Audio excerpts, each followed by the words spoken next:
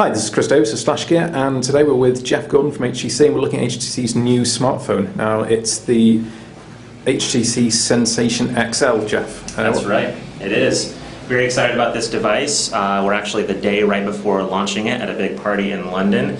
And yeah, it's going to be a great device. As you can see here, it's a 4.7-inch screen, sort of similar to the screen that you saw on the HTC Titan that we launched in London a little while ago.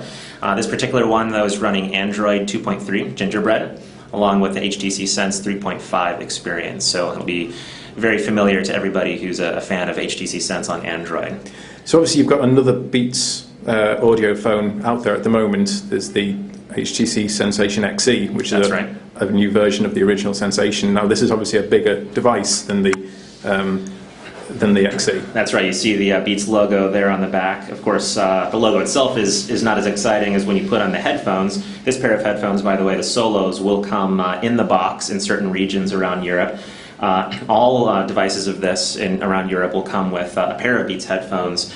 Some regions will actually get the Ear Beats in-ear headphones. But yeah, once you plug in the headphones, the phone will go into the Beats profile and give you that great Beats audio experience that people would come to expect if they're familiar with listening to Beats.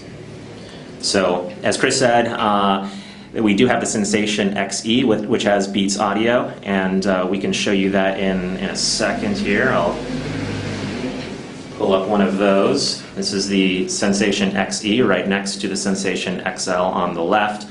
Both of them great devices, but of course with the XL having a 4.7-inch screen, it's really optimal for watching videos and doing tons of web surfing with that big screen and that type of thing.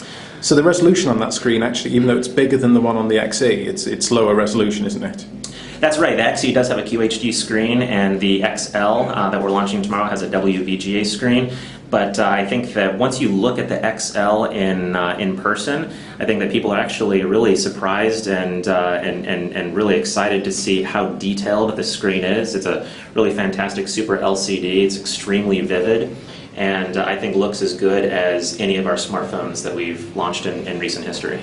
And in terms of what's going on inside, there's a 1.5 gigahertz processor, that's right? That's right, 1.5 gigahertz single-core processor, along with 768 megabytes of RAM and 16 gigs of ROM.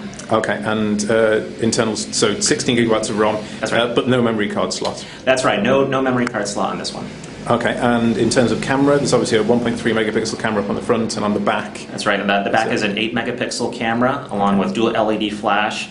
The camera is f2.2 with a 28 millimeter wide-angle lens. Okay, and it's backlight, back sensor illuminated, is it? You don't have to check on that. Okay, and it'll obviously shoot HD video, so that's 720p rather than 1080p. That's correct, 720.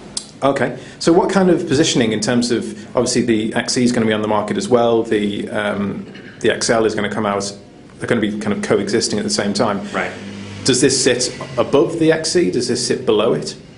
I would say that in some respects the XL is for a little bit of a different person who's looking for that absolute top-end premium multimedia experience because of that larger screen.